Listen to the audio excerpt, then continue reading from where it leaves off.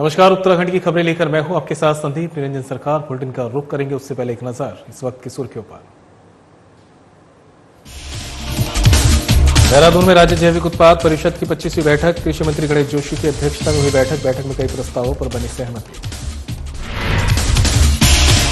अल्मोड़ा बस हादसे से सीएम धामी आहत, आज राज्य स्थापना दिवस पर आयोजित कार्यक्रमों को किया स्थगित, 9 नवंबर को सादगी से मनाया जाएगा राज्य स्थापना दिवस। सितारगंज में लहराया उत्तराखंड का सबसे ऊंचा राष्ट्रीय ध्वज, अमरिया चौराहे पर लहराया 208 फुट का ऊंचा तिरंगा, केंद्रीय मंत्री सौरभ बहुगुणा ने किया ध्वज का अनावरण। विश्व यात्रा पर निकले नेपाल निवासी रामजी नेपाली, अब तक लगभग 11 देशों का कर चुके भ्रमण, पर्यटन नगरी मसूरी में रामजी नेपाल का भव्य स्वागत। और अल्मोड़ा बस हादसे से ऋषिकेश में ट्रैफिक पुलिस ने ली सबक, पहाड़ जाने वाले वाहनों की हुई चेकिंग शुरू, ट्रैफिक नियमों के उल्लंघन पर 18 वाहनों के चालान। चलिए खबरों का रुख कर लेते हैं। कृषि मंत्री और जैविक उत्पाद परिषद के अध्यक्ष गणेश जोशी की अध्यक्षता में राज्य जैविक उत्पाद परिषद की 25वीं परिषदीय बैठक किसान भवन में आयोजित की गई है। इस दौरान जैविक कृषि के विकास और कार्मिकों से संबंधित विभिन्न प्रस्ताव प्रस्तुत किए गए। बैठक में जैविक उत्पाद परिषद के वर्तमान ढांचे के सुदृढ़ीकरण के लिए 67 नए पदों को सृजित किए जाने का प्रस्ताव, कार्यरत कर्मियों को बीमा कराए जाने के प्रस्ताव और जैविक कृषि के सतत विकास के लिए ऑर्गेनिक फार्मिंग एक इंटीग्रेटेड प्रोजेक्ट तैयार कर राज्य सरकार को प्रस्तुत किए जाने पर भी बैठक में सहमति प्राप्त हुई। इसके साथ प्रदेश में जैविक कृषि से संबंधित प्रशिक्षण सुविधाओं को विस्तृत करने के लिए राज्य जैविक कृषि प्रशिक्षण केंद्र मझखाली अल्मोड़ा को सुदृढ़ किए जाने पर प्रस्ताव पर भी अनुमोदन प्राप्त हुआ। जैविक कृषि से संबंधित अभिलेखों को ऑनलाइन किए जाने और परिषद में प्रस्तावित विभिन्न कार्यों के संपादन के लिए सेवा प्रदाता एजेंसियों को सूचीबद्ध किए जाने का प्रस्ताव भी बैठक में पारित हुआ है। कृषि मंत्री गणेश जोशी ने जैविक परिषद द्वारा लगाए जैविक उत्पादों के स्टॉलों का अवलोकन भी किया।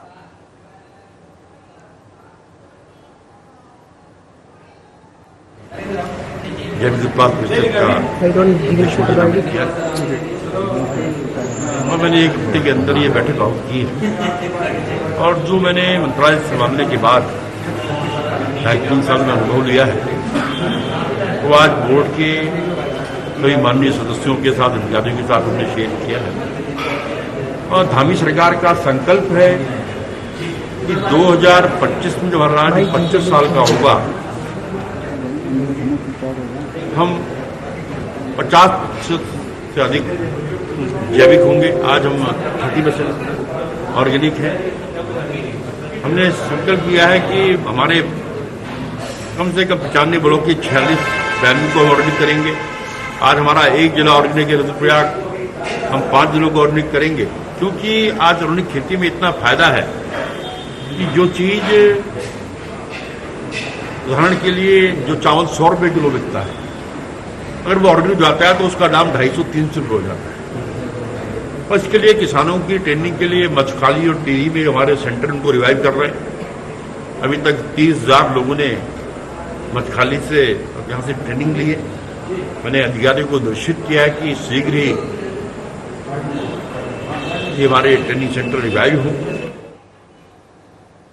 और सितारगंज से इस बीच बड़ी खबर सामने आ रही है। आपको बता दें, सितारगंज में उत्तराखंड का सबसे बड़ा ध्वज लहराया गया है। राष्ट्रीय ध्वज सबसे ऊंचा उत्तराखंड का ये सितारगंज में लहराया गया है। अमरिया चौराहे पर लहराया 208 फुट का ऊंचा तिरंगा। कैबिनेट मंत्री सौरभ बहुगुणा ने किया राज्य के सबसे ऊंचे ध्वज का अनावरण। सितारगंज के अमरिया चौराहे पर हुआ भव्य कार्यक्रम, भारी संख्या में अमरिया चौराहा पहुंचे लोग। ध्वज को देखने के लिए लोगों में दिखा उत्साह।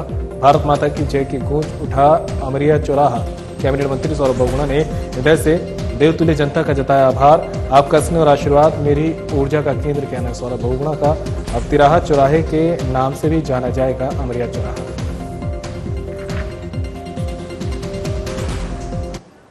से जोड़ने का काम किया और आज इसी तरह सितारगंज की ऐसी कई पहचान बन रही है। चाहे हमारे स्वतंत्र संग्राम सेनानी देशभक्त स्वर्गीय सुभाष चंद्र बोस जी की जो प्रतिमा लगी है आज शक्ति फार्म में, उसको लोग देखने आते हैं कि ऐसी भी प्रतिमा हो सकती है। हमारे संविधान रचयिता भारत रत्न बाबा भीमराव अम्बेडकर जी की जो प्रतिमा लगी है अम्बेडकर भवन में, उसको लोग आज देख के खुशी जाहिर करते हैं कि हमारे जो व्यक्तित्व थे, जो आज जो उस जमाने में जिन्होंने देश को आजाद कराने में अपना योगदान दिया, उनकी प्रतिमा इस तरीके की लगी है। लोगों में खुशी है।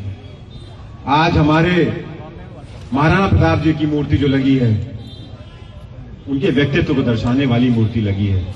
और उसी तरीके से आज हमारे सितारगंज मेन चौराहे पर जिस तरीके से ये भारत का ध्वज 208 फुट ऊंचा आज सितारगंज में लगा है, उसके लिए भी पूरे प्रदेश में आज एक चर्चा है कि अब हम लोग को भी अपना जो अपने विधानसभा है उसमें इतना बड़ा ध्वज लगाना पड़ेगा। चौराहे है जिसको हम अमरिया चौराहे कहते हैं।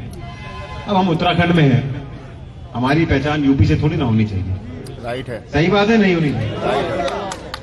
तो क्या इस चौराहे का नाम तिरंगा चौराहे रख दिया जाए? अगर सहमति हो तो सब हाथ उठा के बताएं भाई, क्या इस चौराहे का नाम तिरंगा? जनता से निवेदन करता हूं कि जब भी इस चौराहे का नाम आए तो अमरिया चौराहे के साथ ना किया जाए, इसको तिरंगा चौक बोला जाए। ये हमारी पहचान बनेगी, तिरंगा चौक। तो आप सबका धन्यवाद करता हूं। अभी कमल भाई ने आपको बहुत अच्छी बात बताई कि अगर सौरभ बहुगुणा आज इस मंच पर खड़ा है, विधायक के रूप में खड़ा है, अगर सौरभ बहुगुणा मंत्री के रूप में इस प्रदेश की सेवा कर पा रहा है, तो उसमें सबसे बड़ा योगदान किसी का है तो ये सामने बैठे हुए सितारगंज की देवतुल्य जनता का है।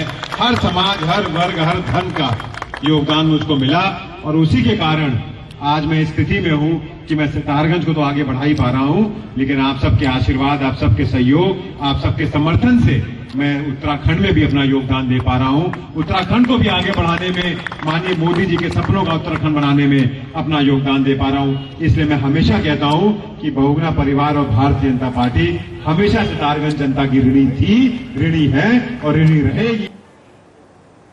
तो वहीं विश्व यात्रा पर निकले नेपाल से आए रामजी नेपाली द्वारा अब तक लगभग 11 देशों का भ्रमण किया गया है।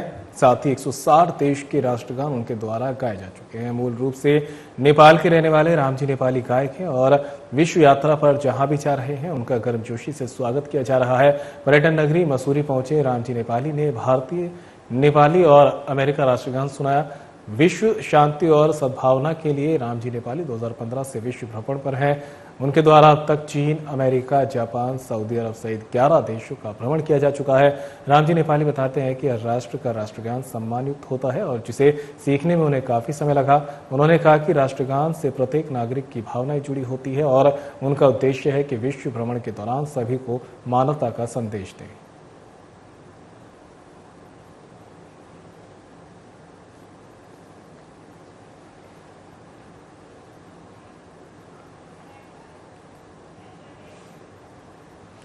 और देहरादून से इस बीच बड़ी खबर सामने आ रही है। आपको बता दें, पुलिस मुख्यालय में डीजीपी ने एक अहम बैठक की है। बड़ी खबर आप तक पहुंचा रहे हैं। डीजीपी अभिनव कुमार ने बैठक की। यातायात कानून व्यवस्था को लेकर वरिष्ठ पुलिस अधिकारियों के साथ बैठक की गई है।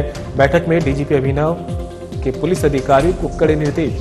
10 नवंबर से ओवरलोडिंग, डग्गा मार वाहन और शराब पीकर गाड़ी चलाने वालों के खिलाफ चलाए विशेष अभियान। यातायात नियमों का पालन न करने पर करें मुकदमा दर्ज। दुर्घटना के हॉटस्पॉट वाले स्थानों का करें चिन्हीकरण।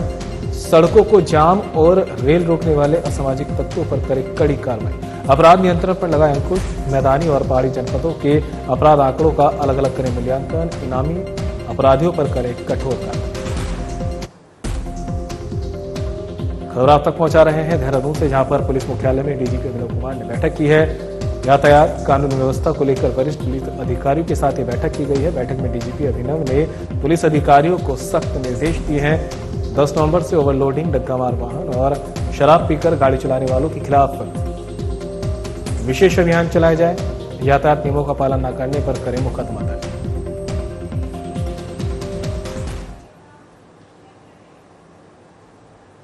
और यहाँ रुकेंगे ब्रेक के लिए, कहीं मत जाइएगा, जल्द होंगे हाजिर।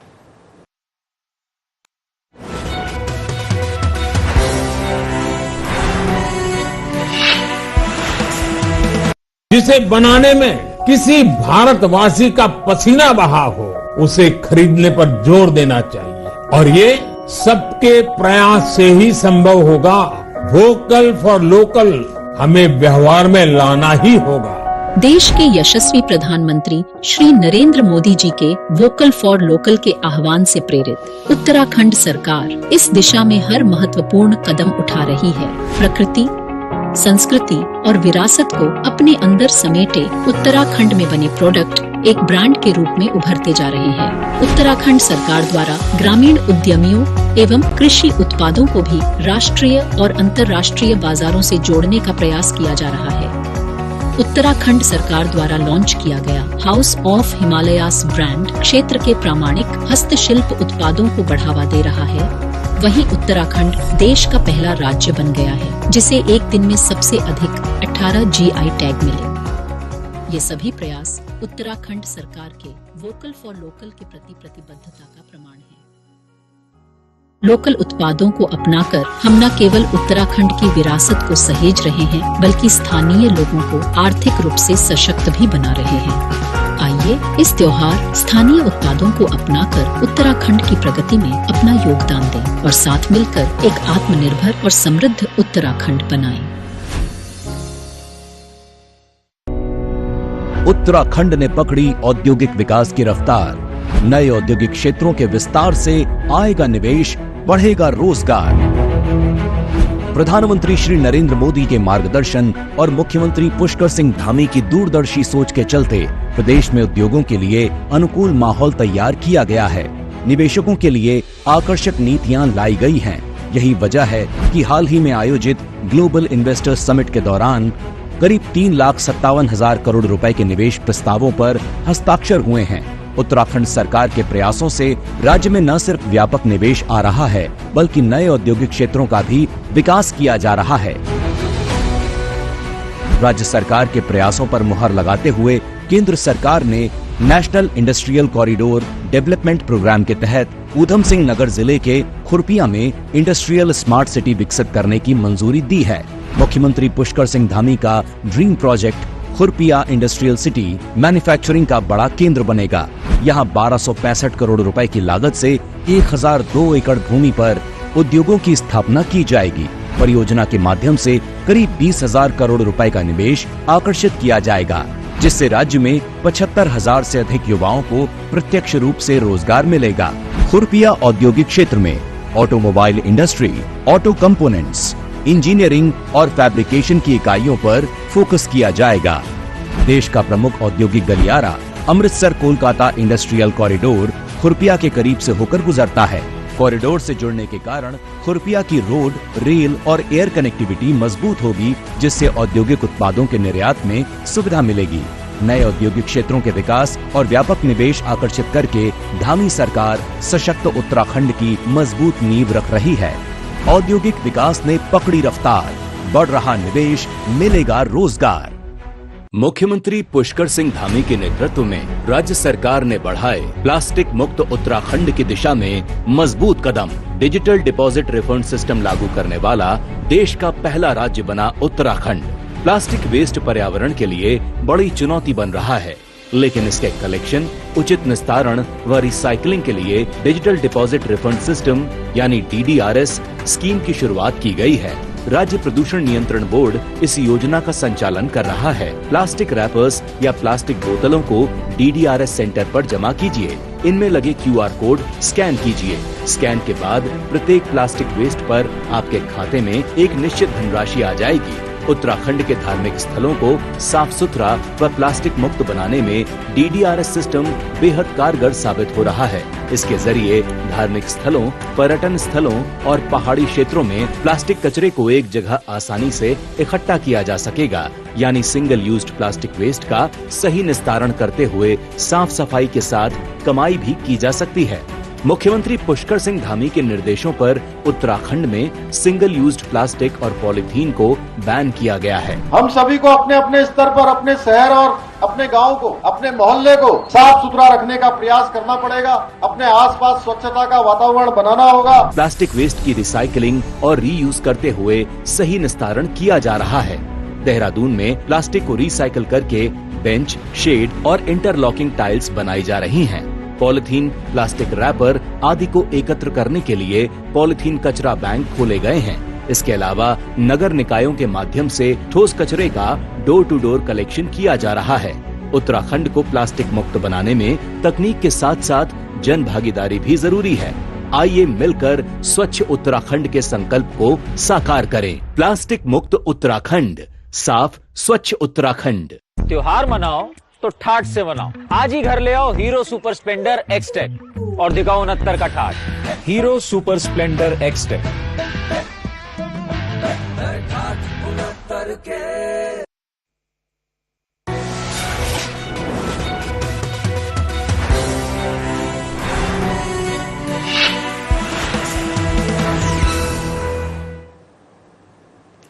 ब्रेक के बाद आप सभी का स्वागत है। खबरों में आगे बढ़ते हैं। अल्मोड़ा बस हादसे से ऋषिकेश की ट्रैफिक पुलिस ने सबक लिया है, जिसका नजारा इंद्रमणि बडौनी चौक पर देखने को मिला है, जहां traffic incharge Anwar Khan CPU की टीम के साथ पहाड़ जाने वाले वाहनों की चेकिंग करते हुए नजर आए।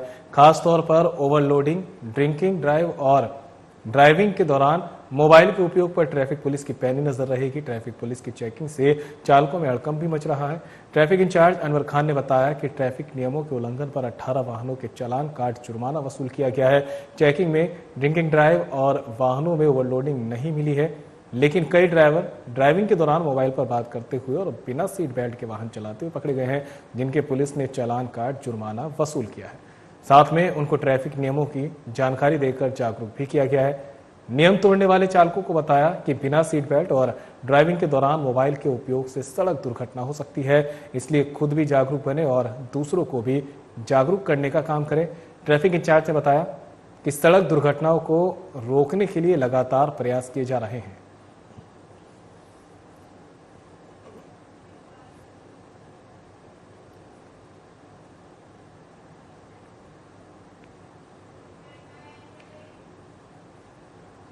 और हरिद्वार से बड़ी खबर सामने आ रही है। हरिद्वार रुड़की विकास प्राधिकरण की बोर्ड बैठक यहां पर हुई है। बड़ी खबर आप तक पहुंचा रहे हैं। विनय शंकर पांडे की अध्यक्षता और वीसी अंशुल सिंह की उपस्थिति में हुई बोर्ड बैठक में कई प्रस्तावों पर हुआ अनुमोदन। हरिद्वार को सुंदर बनाने के लिए हुई विस्तृत चर्चा।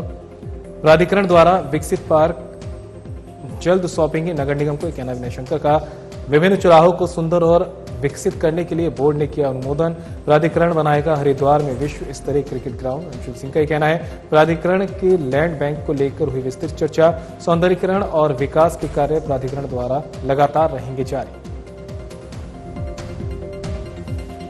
मुख्य रूप से एक तो जो प्राधिकरण ने हमारे पार्क डेवलप किए थे उनको अब नगर निगम को हस्तांतरित करने का एक निर्णय लिया गया है और ये भी निर्देश दिए गए हैं कि नगर निगम उनके हस्तांतरण से पहले उसका एक जॉइंट इंस्पेक्शन करके देख ले कि सारी चीज़ें सुव्यवस्थित हों, तो उसके उपरांत उसका वो हस्तगत उसको अपने पक्ष में कर ले और उसकी मेंटेनेंस को बाकायदा बरकरार रखे।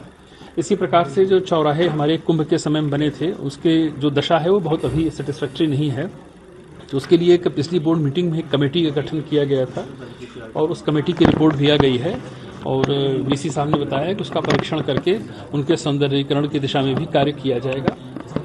इसी प्रकार से ट्रांसपोर्ट नगर में भी कुछ प्लॉट्स हमारे काफ़ी अच्छे निकले हैं, तो उनका जो हमारा क्राइटेरिया था उनके अर्हता का उसमें भी उसको भी कुछ रिलैक्स किया गया है ताकि अधिक से अधिक लोग उसमें पार्टिसिपेट कर सकें और एक अच्छा ट्रांसपोर्ट नगर निकल कर सामने आए। दे रखे थे, चाहे वो लैंड यूज से रिलेटेड हो, तो उसमें हमारा हाई कोर्ट के ऑर्डर का भी डिस्कशन हुआ जिसमें क्लैरिफिकेशन दिया कि जिसका रेवेन्यू रिकॉर्ड्स में भी अगर कोई कन्वर्जन करा रहा है और land use conversion as per law कर रहा है तो वो अलाउड होगा। हमारे ग्रुप हाउसिंग प्रोजेक्ट जिसको बेचने में प्रॉब्लम आ रही थी उसमें थर्ड पार्टी के थ्रू सेल करने की भी परमिशन मिल गई है, क्योंकि वो प्रोजेक्ट बहुत अच्छा है but because of certain reason उसकी मार्केटिंग अच्छी नहीं हो पा रही है, तो उसको हम सेल आउट कर पाएंगे।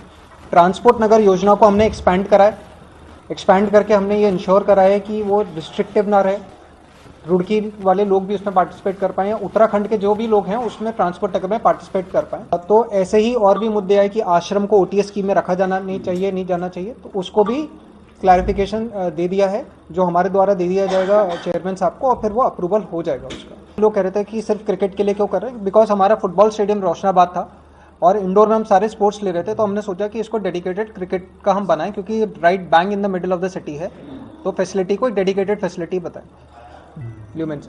तो इस समय हरिद्वार में सबसे ज़्यादा ल्यूमेंस की फैसिलिटी है। उत्तराखंड में देखा जाए तो तीसरी मैं मानूंगा सबसे बड़ी फैसिलिटी होगी इन टर्म्स ऑफ लाइट। सबसे पहला है हमारा राजीव गांधी, फिर है अभिमन्यु, तीसरा है भल्ला स्टेडियम। ये स्टेडियम का इनॉग्रेशन 11 तारीख को होगा, राज्य स्थापना वीक में जब हम मना रहे हैं 11 तारीख को इसको सीएम साहब के हाथों द्वारा हम उद्घाटन कराया जाएगा। इसका ground is perfectly ready, finishing work चल रहा है, जो फसाड का पेंटिंग वेंटिंग कार्य जो बचा होगा वो खुल जाएगा, वो अपना पेंटिंग का कार्य चलता रहेगा, बच्चों के लिए कोई रोक टोक नहीं रहेगी, ये सब खेला जाएगा। और हम आशा करते हैं कि इसमें उत्तराखंड क्रिकेट एसोसिएशन से हमने टाई अप कर रखा है। अभय कुरुला जी की हमने विजिट भी कराई थी, जो एक्चुअली स्टेडियम्स के अब वो करते हैं कि कौन बीसीसीआई अडॉप्ट कर सकता है। तो और देहरादून से बड़ी खबर सामने आ रही है। आपको बता दें, अल्मोड़ा बस हादसे को लेकर सीएम धामी यहां पर आहत हैं। ये बड़ी खबर आप तक पहुंचा रहे हैं। 9 नवंबर राज्य स्थापना दिवस के अवसर पर आयोजित सांस्कृतिक कार्यक्रमों को किया स्थगित। अल्मोड़ा हादसे के बाद सीएम धामी ने लिया फैसला। राज्य स्थापना दिवस के अवसर पर होने थे सांस्कृतिक कार्यक्रम, सादगी से मनाया जाएगा राज्य स्थापना दिवस। मृतकों के परिजनों के साथ सरकार खड़ी है, घायलों को हर संभव मदद दे रही है सरकार। बड़ी खबर आप तक पहुंचा रहे हैं देहरादून से, जहां पर अल्मोड़ा बस हादसे से सीएम धामी आहत हैं।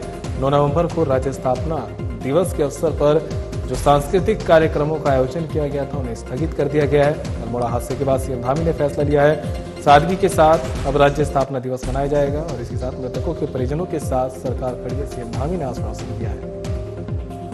इसमें दुखद है, राज्य स्थापना के लिए अनेक कार्यक्रम होने थे। सभी कार्यक्रमों को हमने कहा है कि क्योंकि कल्चरल कार्यक्रम हमारा 8 तारीख को प्रस्तावित था, उस कल्चरल कार्यक्रम को अभी स्थगित कर दिया है इस शोक के कारण से। और जो भी हमारे लोकार्पण और इस प्रकार के बड़े समारोह होने थे, वो सभी समारोह में जो भी सांस्कृतिक कार्यक्रम थे, इस प्रकार के कार्यक्रम थे, उन सभी को उसमें से हटा दिया सादगीपूर्ण तरीके से, क्योंकि शोक का विषय है और हम सभी लोग दुखी हैं, पूरा राज्यवासी दुखी हैं। हम भगवान से प्रार्थना करते हैं कि जो हमारे बीच में नहीं रहे, जो जिनकी इसमें जान गई है, भगवान उनको अपने श्री चरणों में स्थान दे और उनके पारिवारिक जनों को इतना बड़ा कष्ट आया, आघात आया, उनको ये कष्ट सहने की भगवान शक्ति प्रदान करे। खबर पर ज्यादा जानकारी के लिए उत्तराखंड से हमारे ब्यूरो चीफ कमल शर्मा हमारे साथ जुड़ गए हैं। कमल, अल्मोड़ा में जो बस हादसा हुआ है उसको लेकर सीएम धामी पूरी तरह से आहत नजर आ रहे हैं और यही वजह है कि राज्य स्थापना दिवस पर जो सांस्कृतिक कार्यक्रम होने थे उन्हें भी स्थगित कर दिया गया और अभी ऐलान किया गया है कि सादगी के साथ ये स्थापना दिवस मनाया जाएगा। हाँ, बिल्कुल कहें संदीप, तो बहुत बड़ी घटना हुई है। मैं कहता हूँ कल अल्मोड़ा में, जिसमें 38 लोगों की जानें चली गई। कई ऐसे भी हैं जिनके माँ बाप चले गए, छोटे बच्चे रह गए हैं, कोई उनका नहीं है। कई ऐसे हैं कि मिसेज रह गई है, कोई उनका परिवार का नहीं है। कई आदमी, मतलब किस तरह के इतने परिवार आपस में बिछड़ गए हैं, जिससे पूरा उत्तराखंड की जनता, सीएम धामी पूरी तरह से आहत है कि कितने परिवार बिछड़ गए हैं, कैसे इनका पालन पोषण होगा। तो 9 नवंबर हमारा कहें तो 24 साल हमारे इस राज्य को बने पूरे हो रहे हैं। 9 नवंबर 2000 को राज्य बना था, तो वो कई कार्यक्रम स्थापना दिवस पे किए जाने थे, लेकिन जब कल ये घटना हुई है तो इससे पूरी जनता, प्रदेश के मुखिया वो पूरी तरह आहत हैं और इस दुख की घड़ी में लगातार वो कैसे इन लोगों तक मदद पहुंचाए, जो घायल लोग हैं, कैसे उनको जल्दी स्वस्थ किया जा सके, इसी में लगे रहते हैं। और साथ ही कहें तो जितने सांस्कृतिक कार्यक्रम थे यहाँ पर रखे गए थे 7 तारीख को, 8 तारीख को, उन सभी को स्थगित कर दिया गया है, रद्द कर दिया गया है। और जो लोकार्पण और भी अन्य कार्यक्रम थे उनको सबको फिलहाल रोक दिया गया, रद्द कर दिया गया है। और